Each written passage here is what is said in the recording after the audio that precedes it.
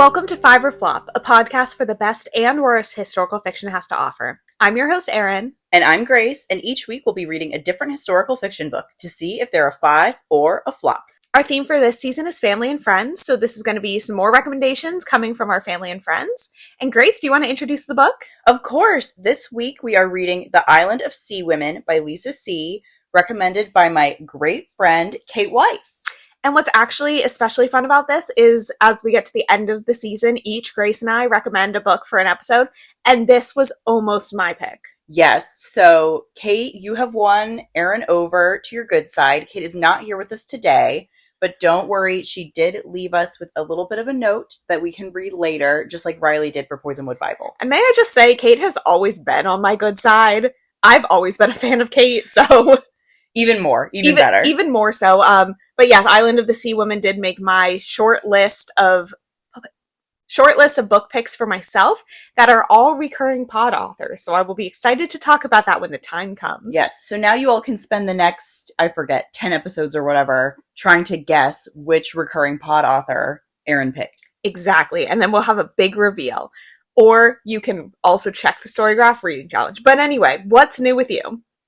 I, last night, went to a friend's birthday party. His name is Alex. Alex turned 26. Happy birthday, Alex. Happy birthday. And this is a genius idea that I think people should steal, which is why I'm talking about it here. And it's kind of a revamp of his past idea. Yes. So Alex had a pie party, so wanted to get 26 pies, had people bring them. I did not bring one, but I was excused from doing so because I was busy beforehand. Mm-hmm. And there were well over 26 pies in attendance. The final count that I received was 37. Wow. There could have been more. Yes, I did not taste most of them. That would be crazy. To be honest. However, everything I did taste was lovely. What were your favorites? I had 4 pies. 2 were blueberry. Both good, both very different iterations of a blueberry pie. There was a mud pie. And then this person, everyone had to pick a name for their pie. They called this one the Rehoboth Beach pie. Okay. I'm not sure if that was their name for it or if that's an actual name for it.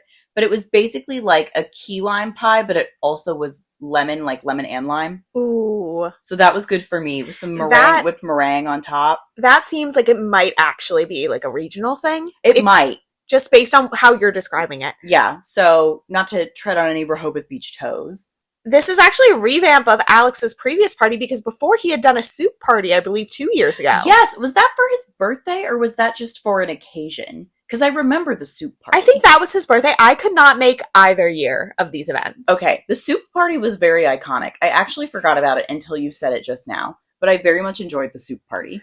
I like that these specific like areas of food groups I think are so fun for that kind of event just because there's so much you can do. Even with soup, you can do like a gazpacho or a sweet, like a strawberry soup. Yeah, you could do anything. And there were a few savory pies. Mm-hmm. And the thing I guess I appreciate about pies is I do feel it is easier logistically than soup. That's funny because when I was talking to Hannah and Jen, they were like, soup is way easier. Really? Because pies can be very difficult to bake. And knowing Hannah, she probably went fully from scratch everything. Not about making it. Like, I actually agree that soup is easier to make. I just mean in terms of serving and presentation. Oh, absolutely. Like, keeping warm and, like, things like that. Absolutely. Completely agree. Actually, we're making soup tomorrow. I was supposed to today be making a beet harissa paste soup. Ooh. But then I got ad blocked and, not ad blocked, I got paywalled by the website.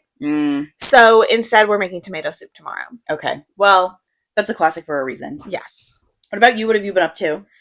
I'm on my press-on nail journey. Yes, that has been enthralling to me. I don't know if the podcast listeners, actually probably the majority of them are aware of this, but I am a nail girl. I have been a nail girl for many years now, probably since around, actually my first iteration of press-on nails was during COVID in 2020. And then I kind of go off and on, but for a long time I've been doing Gel X, and it's kind of twofold. I want to spend money, but at the same time, like, I want the 2 hours back I've been spending in the nail salon, like, once or twice a month. Mm-hmm. Because my time is just valuable to me, and I also hate being in a nail salon. I find it a very stressful environment. It's very loud, and half the time my hands hurt afterwards, but anyway. So I'm trying press-on nails. And we're on take 2 for the week. Take 1 didn't work so well. I think I was too ambitious by trying to go for longer nails immediately. I always get long nails done, but I think it takes a little finessing to not like have them pop off so easily with press on. Like I really got to get like my workflow down. You have to put on the training wheels first. Exactly. So right now I have on a very lovely pair of red, very short for me now. I think just short in general nails. And I even filed them myself to get the shape right, and they look really good. I was telling Grace beforehand, I did have one pop off a little, but it was one I was aware I didn't glue as well last night, so it wasn't a surprise to me. Mm-hmm. But these feel much more stable than my longer nails did. Okay. Great. So stay tuned. I'm hoping not to have to go back to nail salons anytime soon, but we'll see. Okay. Amazing. Good luck. Yes. In addition to all our partying and nail time, what have you been reading? Okay, so as we come up around the holidays, we have some times where folks are going to be traveling. So I know that we're not going to be able to pod record kind of our next batch of books until people come back after Thanksgiving-ish. So I have been using this time to read romance novels. Okay, slay. Of course. The one that I just finished, listen, it's got a bad title, but it's called Waking Up with the Duke. That sounds like the title of every single book you tell me you're reading. It was fantastic, and I'm not going to take any notes. It's like, you know how there's that tweet that's like every book is either called The Littlest Things We Know to Be True or The Darkest Wife?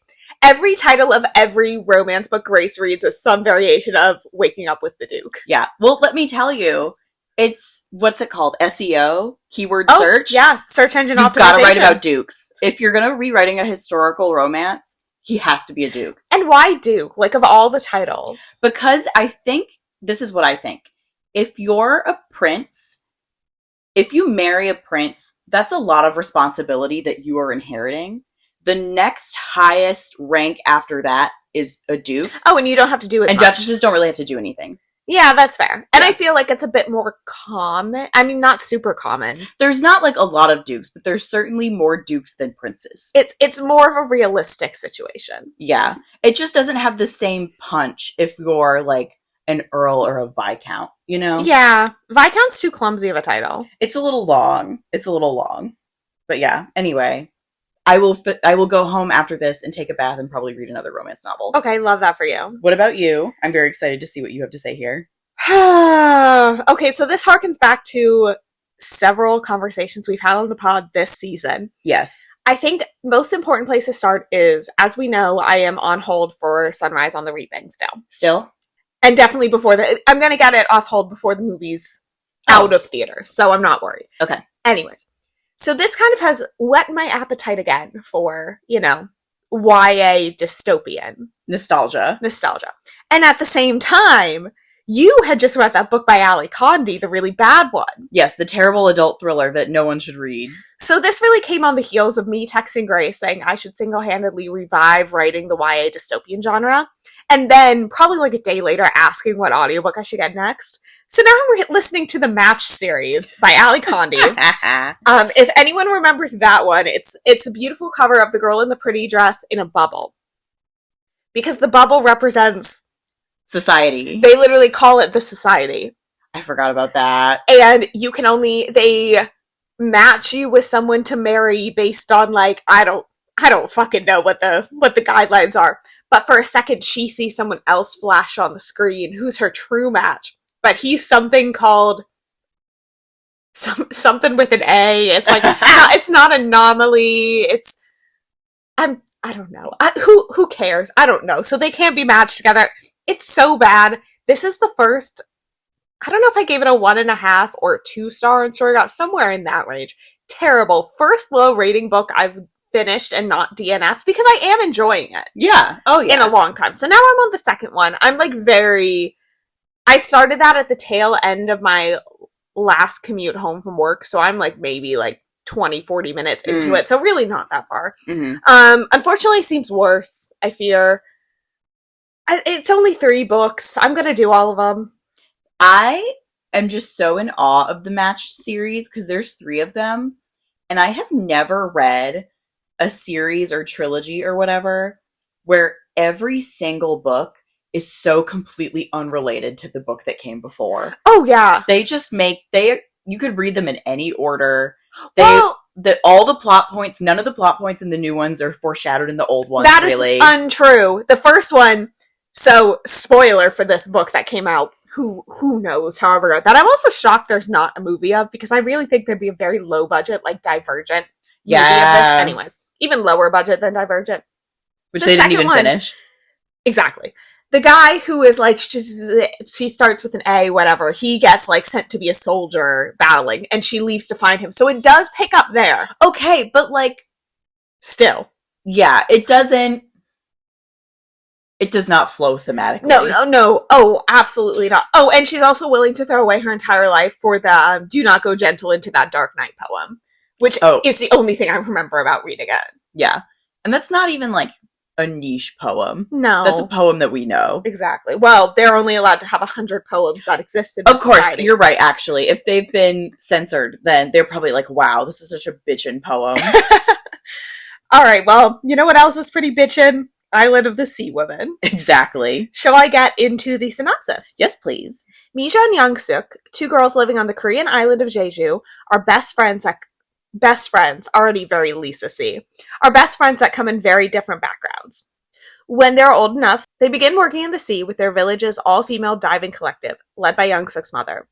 As the girls take up their positions as baby divers, which I love that, they know they are beginning a life of excitement and responsibility, but also danger. Despite their love for each other, Mija and Young-suk's differences are impossible to ignore. The Island of the Sea Women is an epic set over many decades, beginning during a period of Japanese colonialism in the 1930s and 40s, followed by World War II, the Korean War and its aftermath, through the era of cell phones and wetsuits for the women divers. Throughout this time, the residents of Jeju find themselves caught between warring empires. Mija is the daughter of a Japanese collaborator, and she will forever be marked by this association. Young-suk was born into a long line of Haenyeo and will inherit her mother's position leading the divers in their village. Little do the two friends know that after surviving hundreds of dives and developing the closest of bonds, forces outside their control will push their friendship to the breaking point. Are you seeing the parallels with Snowflower? I'm thinking about how yesterday you sent me the synopsis for Lisa C's upcoming 2026 release. And it's kind of the same thing. And it's exactly this, except if you do find and replace the character names, and then you also swap out Jeju to LA. And actually, Shanghai Girls, which I've also now read by Lisa C., swap out being best friends for them being sisters. Which is really just kind of like the same thing. Best Friends Plus. Exactly. So we're not going to spend too much time on our dear Lisa C. You know her, you love her. She wrote Sunflower and The Secret Fan. She's got a new book coming out in 2026, Daughters of the Sun and Moon. I will be reading. I've read the majority of her books at this point.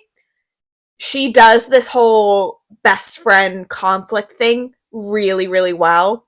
Like, she has a niche. If it ain't broke. And it's books that are set in China or Korea or LA with immigration from China. And she does that really well. Okay. Well, good job, Lisa. Yeah, so we're not going to talk. There's no movie or TV show that I'm aware of for this one. I don't anticipate there will be. It's not her most popular book. I would watch it. I'd watch a miniseries. Well, considering her most popular book is Snowflower, and we've seen the movie that got, I don't know that Hollywood is really looking to Lisa C for material. No, she's definitely a book author that it's not necessarily translating to film. However, I think at this point, I've read I've read the majority. I'm trying to think of any that I'm like on my to be read shelf right now. Nothing at the moment, but her new book will be. Mm-hmm. And then this one, I had originally listened to this as an audiobook, as I said, right on the heels of when we read Snowflower. Okay. I have not read Lisa C since we read Snowflower, so this is my second. All right. Well, It was also my second. All right. Shall we get into our disclaimer? Yes, please. Our judgments come based on the book and characters within the book rather than any real historical figures they may have been based on. And spoilers ahead, I think, to me, the twist in this book was obvious, but there is indeed a twist. So if you are planning to read it, maybe hold off on listening further. Yes. All right. Do you want to start? Should I start? You start.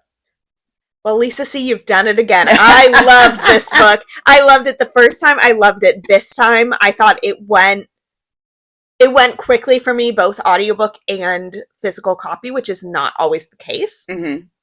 I don't know. I loved it. I'm ready to jump in talking anywhere. So you tell me where to go. We could do like a little plot overview. Let's do that. I feel like sometimes we go crazy with our conversation and maybe the listeners don't know what we're talking about. But yeah, that's fair. And I will say, I remember no one's name in this book except for Young Suk and Misha, and then Clara, who will come into play later. Yes.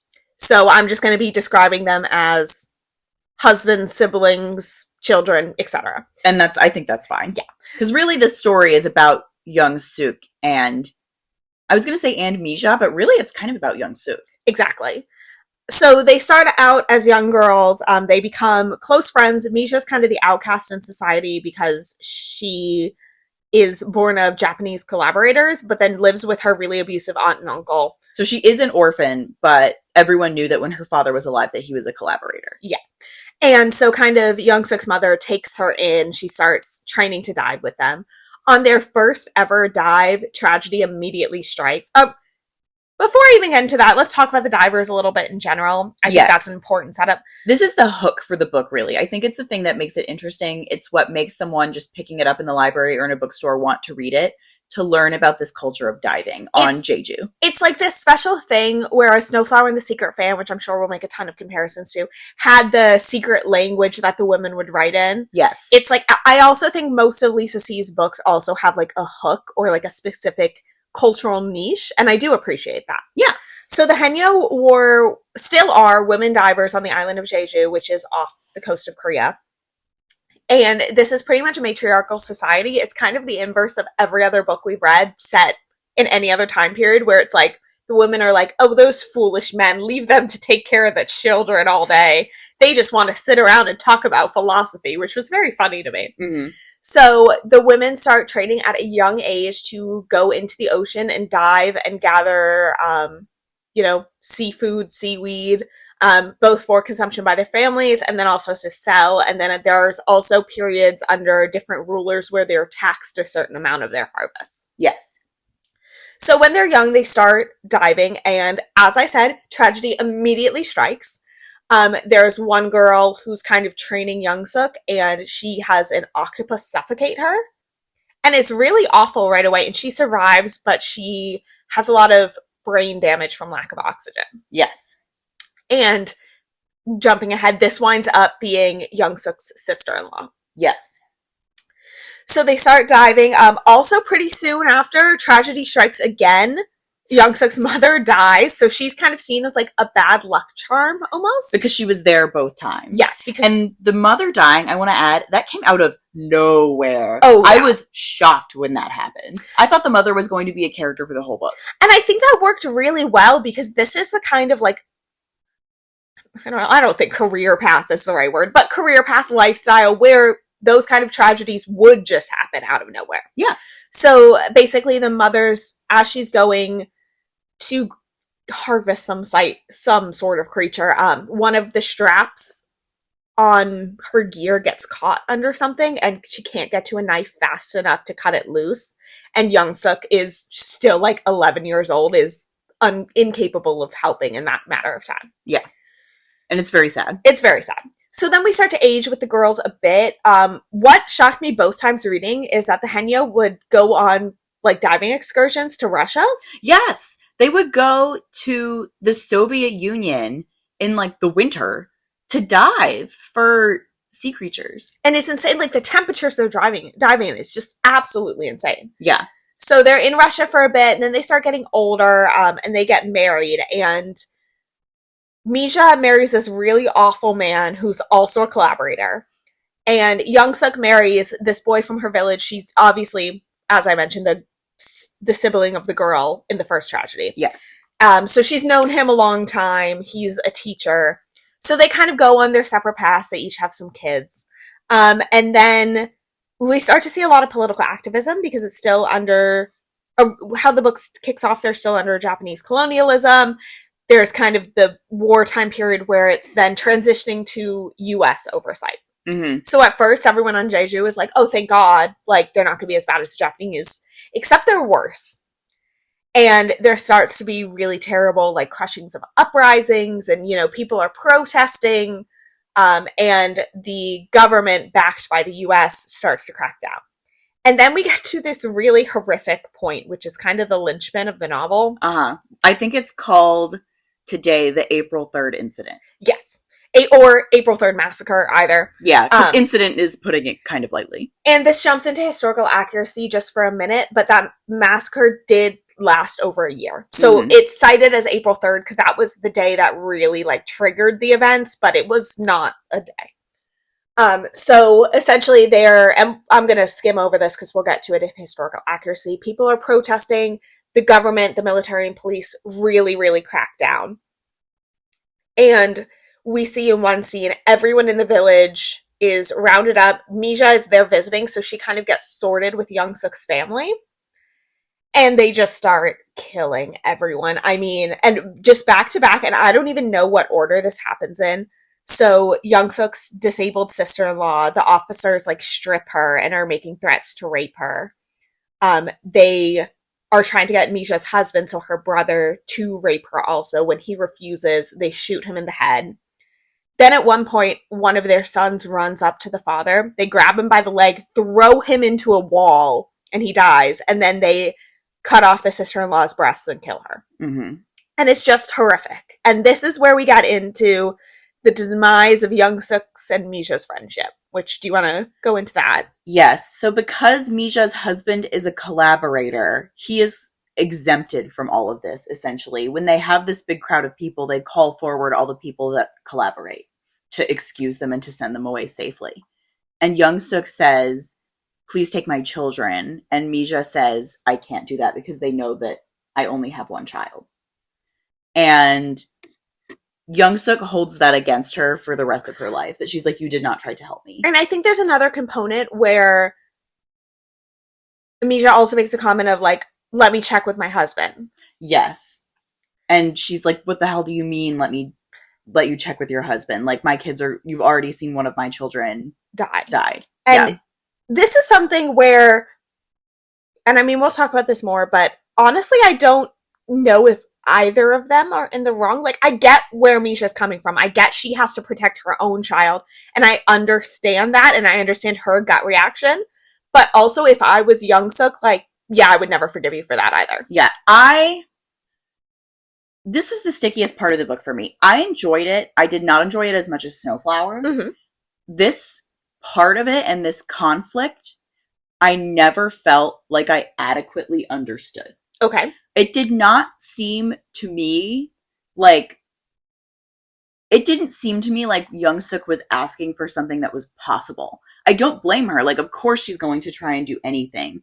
I did not see in the scene that there was, like, a real possibility of Mija being able to do anything for her children, even if she had asked her husband, which she had a horrible husband. Yeah. Young-suk knew that. I don't think he would have given her anything that she had asked for if it was difficult for him at all. And then later, there's a reveal that part of the reason that Mija did not try harder was because she was being horribly beaten by her husband. Mm-hmm. And she was like, I can't bring more children into that. But then in my head, I was like, well, then if you think that that's possible, clearly it's better to be in that kind of household than to be dead. Yeah. So I don't think that Lisa C set this conflict up well for me. Okay. I did not. Yeah. I understood Young-suk's anger. I didn't understand at any point really how legitimate I was supposed to find it. Like, was I supposed to think that she was right? Was I supposed to think that it was a grief response? Was I supposed to think that she was right, but she needed to forgive Mija for her own sake? Like, I don't really know. Yeah. Because I never felt that Mija did anything wrong. I don't think Young-suk did anything wrong. But I don't know. This was tricky for me. And I think that's for the completely opposite reason. I think that's why it did work for me. Mm-hmm. Because there was never anything Mija could have done. Mm-hmm. And yet at the same time, I still find Young-suk so compelling. I can't even fathom being in that situation. But I feel like if I was in something like that, it's like, could you ever forgive your best friend for not trying? Mm-hmm. And then just having that cloud out any ability to hear the other side of it. Mm-hmm. So I think a lot of it is a grief response, like just watching half of her family at the time be killed horrifically in front of her. Mm-hmm. So I think what's compelling to me is that there's really no other way this could have gone. Yeah. Because even if Misha had tried and failed, Young Suk still would have held it against her. And I think that's the fact of in tragedy, like there's sometimes just nothing that can be done and no one is really wrong for it. Mm-hmm. So I think that's why it really worked for me, but I also understand where you're coming from with it. Yeah. So it's definitely, you had to read it closely too. You did. And there were the vibes from all of the other characters, because towards the end, there were side characters telling Young Suk, like, you need to forgive her. Mm-hmm. But it was from the perspective of, she did wrong, but you need to forgive her. Not, you're holding this grudge unfairly, which is kind of what I felt like it was. I just wasn't sure what the narrative thought about Misha's actions. I see that. It was cloudy for me. For me, in response to the other characters, I feel like those are all ones where Young Suk had explained the situation. And you know, when you're mad at someone, obviously, if you tell someone else about it, you're going to give a tainted opinion. I think that was part of it too. Maybe. But yeah, no, it's interesting. I understand what you're saying, though. Yeah. But from here on out, basically, their friendship devolves, but they still kind of run in similar circles. They both go back to their original village, but Misha is diving with a different collective. They don't cross paths almost ever. No, it's very infrequent, but their children do. Mm-hmm. And I'm just going to skip ahead because it's kind of a little bit about like their daily life. There is a really cool point where like scientists come to the island to study the women, and I love that. So I'm going to talk about that again in a little bit. Uh-huh. But just closing out the plot, they kind of go down different paths, and then Young Suk's youngest daughter winds up wanting to get married to Misha's son. Yes. Very a la Snowflower, kind of. Because they wind up setting up like their grandchildren together. That's true. But anyways, so, and because of this, Young Suk disowns her daughter. Because she's like, you're betraying the memory of your brother and your father and your aunt and all of this. So the daughter, her husband, and Misha wind up moving to LA. Mm-hmm. And then I didn't even talk about, but interspersed in the book, we get some flashes to Young Suk as an elderly woman, 2008, but present day. And there's this like half Korean, half white family that kind of keeps bothering her on the beach. And we find out eventually that is both her and Misha's granddaughter or great-granddaughter? Great-granddaughter. Great-granddaughter. And she has recorded Misha telling her side of the story and brings it back to Young Suk to listen to. And that's when we hear more about the abuse and all of that. Mm-hmm. So it's like Young Suk gets her resolution, but Misha's dead. Her daughter is dead as well. Her daughter had breast cancer. So she never reconnects. That's something else interesting that we spoke a little bit about before. Because like we said, Lisa C does this best friend plot a lot. Yes. Where something goes wrong and they have a conflict and all of that. But also, the same as in Snowflower, and you can say if this is true of her other books as well, one of the friends is always much better off than the other. In Snowflower, she kind of inverts this in the way where at first you think the one friend is really rich and really beautiful and is going to go far, but it turns out that her father has the opium addiction. Yeah. They don't have any more money. And then it turns out that our main character, who has the golden lily feet, is going to be the lucky one in life. And Lisa C does the same thing here with Young Suk, is she writes from the perspective of the friend who is luckier in life, but also who perhaps wrongs the other friend more. Yes. And I think that's interesting to take that choice to write from that perspective. Because you see throughout, but also at the end, when the great-granddaughter comes back with the recording, how little Young Suk understood Misha. Yeah. Like, she did not really understand the extent to which being the daughter of a collaborator has marked her own life and marked the ways in which Misha doesn't feel that she's worth anything. Her husband, Misha's terrible husband, had raped her before they were married. Yeah. And Young Suk's grandmother arranged their marriage anyway because she's like, that girl does not deserve better. And so she internalized all of this for her whole life. And Young Suk never saw any of it. She was even jealous of Mija being able to marry her husband because he was handsome. Mm-hmm. All of these things that she was not cognizant of the ways in which that she was blessed that Mija never had. Mm-hmm. Yeah, and that the great granddaughter reveal and hearing Misha's story was kind of the small twist that I had mentioned. It's not the biggest twist we've seen in a book. No, definitely not. I thought it was predictable. I'm like, why else would this? I wasn't sure that it was going to be also her great granddaughter. I figured it was Misha's kind of right off the bat. Yeah. But it worked really well for me. I saw it coming and I still enjoyed it. Like, I think having that closure is quintessential of a Lisa C. book. Of course. And I appreciate it. Of course. The back half, I think structurally, I think the back half of the book is certainly taken up with the April 3rd massacre and the decolonization of Korea and Jeju. Mm-hmm.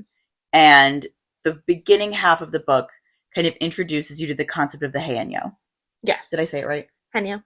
Of the Haenyeo. That's the part that I liked the best, was learning about the Haenyeo. Yes. Because not even with the rest of the stuff about the, I think they have like a different word for it, like the matrifocal society. Yeah. But just the like mechanics of the diving, and I agree with you, that makes the part with the scientists so interesting, Mm-hmm. because they come to measure how quickly the Haenyeo's body temperature bounces back. Mm-hmm. And they're like, you are like, compared to all other people, have like an insane elasticity. Most people, if they went down this far in their body temperature, would get hypothermia and wouldn't be able to come back to normal. Just an insane ability to function at such cold temperatures. Like, you think they're in Russia for a while. Yeah. So all of that is so interesting to me, just because it's such an interesting and different way for society to function. Mm-hmm. It's also interesting because for all the fact that the gender roles are different, Young Suk still really heavily believes in the restrictive gender roles. Oh, yeah. Like, she has two sons and two daughters. One of the sons dies. Mm-hmm. So as they grow up into, older age, two daughters and a son. Mm-hmm. And her whole life, when they were raising their children, said to her husband, well, our daughters will dive to pay for school fees for their brothers. Mm-hmm. And her husband was like, no, we need to educate all of our children, mm-hmm. because he was a teacher and he believed in education. And she only educated her daughters because the husband died and she wanted to honor his wishes. Mm-hmm. I think if he had lived, then she would have continued to like fight him on it, because she did not agree with him. Yeah. She was like, education's wasted on a girl. And she never came around to any other point of view.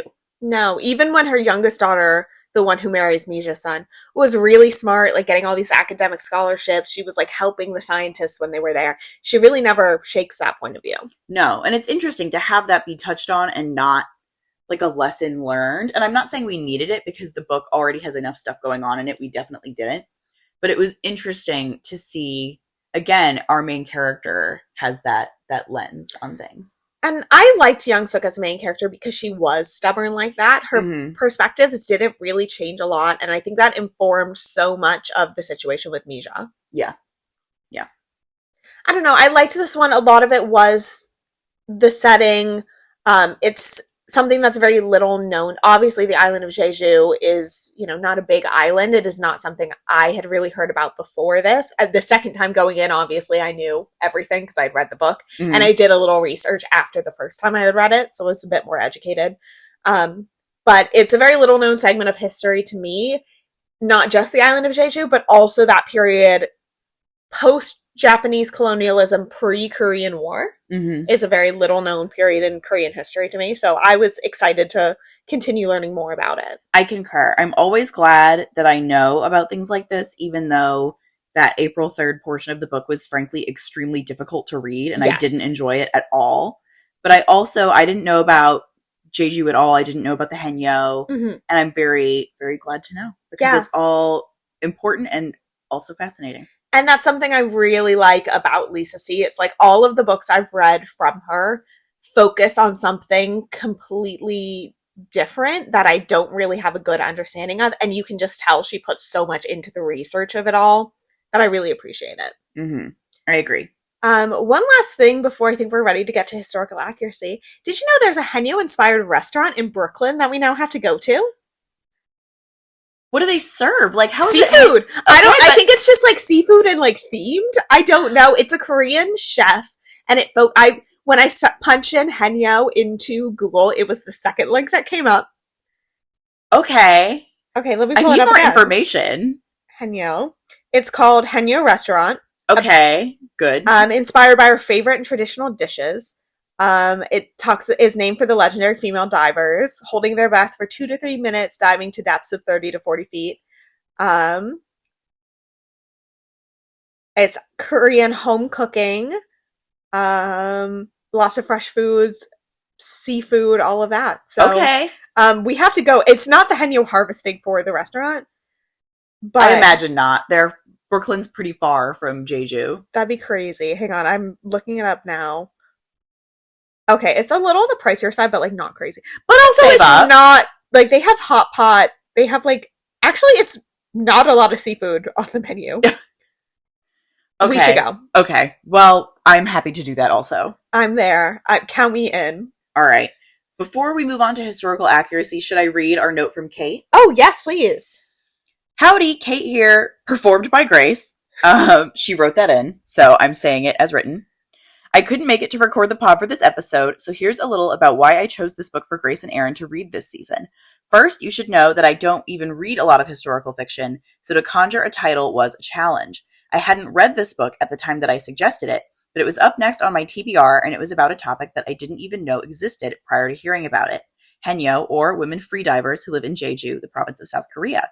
I know next to nothing about South Korea, contemporarily or otherwise. Very American of me to know nothing about the Eastern Hemisphere, I know. And I learned a lot from this book about Japan's annexation of Korea, as well as about Jeju as an individual place. Not to mention about Haenyeo and the evolution of their place in Jeju's culture.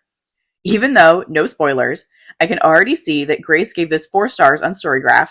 Erin and I both gave it the correct rating, 5 stars, and I am excited to hear them talk about it. Yay! Yay! Yes, this was 5 stars, getting ahead of our star calculator. But thank you, Kate, for this great suggestion. And also super exciting that she got to read a new book out of it, too. Exactly. So that's something that both of our Kates have in common this season, is they had not read the book that they proposed before proposing it. Exactly. And I think that's really great because I do think we're making a lot of people giving people the opportunity to do rereads. Yes. Which is always fun. Which is always like fun. Like you this week. I do have a question based on the sound of it from what Kate said. It sounds like she reads her TBR in order. Is that something you do?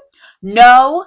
And I don't know if Kate does that either. But or it's just it was like the next one she found on her When list. I am reading a book, I know which book I'm going to start next. But that's kind of it. Oh, I almost never, unless I'm reading for the pod. I don't have 2 in the future. Okay. Yeah. Okay. But that's fair. You know, I always like to have an idea of where I'm going. Or if I'm reading a series like Matched, where I know I'm not going to have a hold at the library. Exactly. You have to go one after the other. All right, let's do some historical accuracy. Yes, please. So I kind of broke it into 2 sections, which is Haenyeo and then the April 3rd massacre. So I'm not going to do the entire history of everything. I think those are the 2 biggest focal areas. Mm-hmm. So diving in Jeju dates back to 434 AD, so a very long time, but divers were not female until around the 17th century. At that point, women were becoming more prominent and then eventually took over the industry. Mm-hmm. Women likely have more body fat and higher shivering thresholds to keep them warm, so they were just more equipped for that environment. They touched on that in the book a little bit. Yes, with the scientists. It was and continues to be a very prominent industry. It was a very prominent industry both during and after Japanese colonization, which we see in the book. Kind of, no matter what the expectations, it stays the same. There were periods where it was outlawed in certain areas and they still dove anyways. And there were also times where they had to pay taxes and like give a portion of their harvest. So that's kind of fluctuated, but it has continued to remain very prominent. Harvests are really based on ecology, which we do see in the book. So they're diving in certain areas during different times of the year to allow populations to regrow, so they're not just like stripping the ocean bare, which is very sustainable harvesting practices. So appreciate that. Pop off queens. This was also really illustrated in the book, but they are having a really hard time recruiting for new Haenyeo. About 90% today are older than 60 years old. There are some divers up into their 80s, and it is a common practice to have the elderly kind of harvest along the shore, so they're not really diving. So this is something that I know the island is looking to almost recruit divers because it is a really important, not just cultural, but economic and ecological force. But a lot of women are not wanting their daughters to continue this tradition because they want them to have like more traditional off of Jeju, seen as traditional career paths, etc. Mm-hmm. And then we have the April 3rd massacre. So this was a massacre resulting from an uprising rebelling against division into North and South Korea and promoting independent rule. And this happened under American rule in Korea, which is very notable. It was cited as one of the underlying causes of the Korean War. So not just specifically this incident, but other pushes for independence and unification, things like that. Mm-hmm. The crackdown lasted over a year, and while estimates vary, one of the more common numbers I found was over 30,000 people died, or about 10% of the island's population at the time. The South Korean government did not formally investigate and apologize until 2003. The Police and Defense Ministry did not until 2019, and the U.S. has never apologized for any involvement. It is speculated that while there weren't a ton of U.S. officials on the island, the ones who were there, the military officials, definitely knew and were sanctioning what happened. But of course, when there's no paper trail of that, and also the U.S. hates taking accountability, it's hard. And also they made a point of saying in the book that the folks who lived on Jeju for a long time did not speak up because they would be retaliated against for doing so if they did. So there is not even really a lot of the people are scared to have push or bring up any of this older stuff, even if they were there or lived through it. They're hesitant to talk about it now. Yes, completely. The topic of the uprising was illegal for decades following. So we kind of are seeing the same thing as in Between Shades of Grey, where because it was illegal, people were retaliated against. Even now, when it's not, people are still very hesitant to talk about it, which is ongoing in the situations with both of these books. Yes. Something like 70% of villages were burned to the ground completely. Like, so many people lost, if not their lives, then their livelihoods and their households. And in 2008, bodies were found in a mass grave near the airport. I believe that was also mentioned in the book as well, like when they were flying into the airport. Like, it's really harrowing to think about. So yes, it is definitely something still being reckoned with today, how to capture and keep that memory alive, and, you know, how people can heal without all involved parties taking accountability for what happened. Mm-hmm. So it's a really tragic situation. It's something that it seems like at least the Korean government is trying to make amends for and also encourage people to talk about now. Well, that's good. So yes, it was a very horrific scene in the book, very hard to read, but I think very important to not shy away from in the writing. Mm-hmm. All right. Well, thank you. All right. Well, yeah, I had fun. I had fun researching this horrible topic. No, I had fun researching the Henyo, as always. And this was a lot of what I had looked into after the first time reading it as well. So, yes, very, very rich history. And of course, the history of Japanese colonization and then American oversight is also complex and thick history as well. But that is for another day. But you know what's for today? The star calculator. Woohoo! All right, so we're rating on the categories of historical accuracy, originality, characters, prose, and vibes. And Grace, if you want to go first, I'll punch in your numbers. Thank you. For historical accuracy, you know what? I'll give her 5. I don't do it a lot, but really I can't think of a reason not to. Originality, I'm going to say 4, because I think this topic, compared to other authors, is extremely original. Lisa C is a plot recycler, so I can't give it a 5. Characters, I'll go 4 here too. I actually really liked the way that all of the side characters were fleshed out, and I enjoyed Young Suk. I wish that we had had a little bit more of Misha. Like, I feel like we didn't get enough of her compared to the way that we had representations of Snowflower. Okay. Yeah, I would have liked for a little more Misha. Prose, I have an issue that I'm going to dock from here that I didn't discuss earlier because I was waiting till Star Calculator. So prose, I'm going to give it a 3. Okay. Because I think this rested a little bit too much on kind of stiff, like, expository dialogue. Okay. I think in the way of, I need to tell my readers this information, and like Young Suk would not be talking this way. Okay. And that didn't, not just in the beginning, I can forgive it when you're just starting a book, but I do think it kind of lasted the whole time. Mm-hmm. So that kind of like preachy, educational, informative style of writing stuck out to me a lot in this book. Okay. So I'm going to dock from prose, but vibes I'm going to say 4 because I do think this is an interesting and well-written book. So I did, as Kate said, give it a 4 on Storygraph, and that's an average of 4. Yeah, that is an even 4. Wow, great job. So where would you? This is a fine leaning 5 for me. Okay. Yeah. I That's wouldn't fair. say full 5 because I do still think that I would recommend Snowflower first. But this one is on a much more, I think, unique and little known topic, which I appreciate.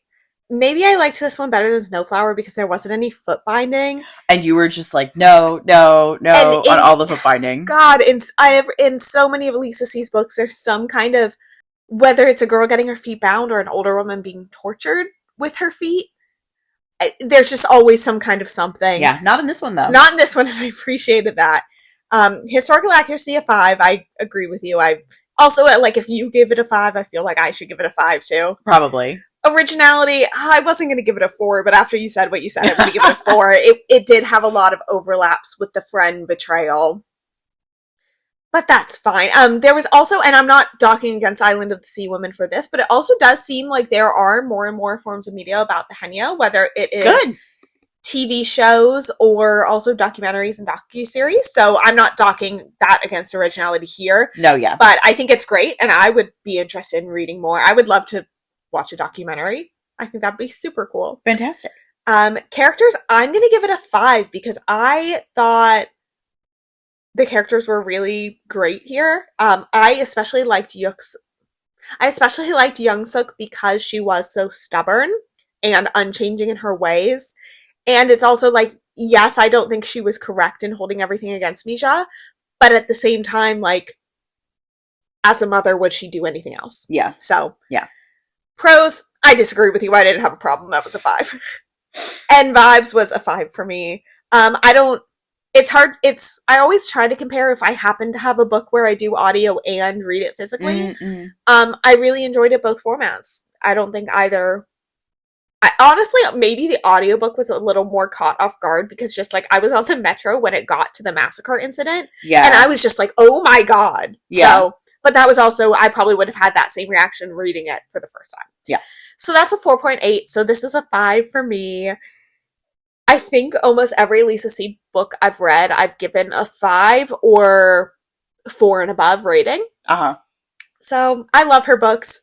She's got a formula and it works great. I really love it. So yeah, that's all I have to say.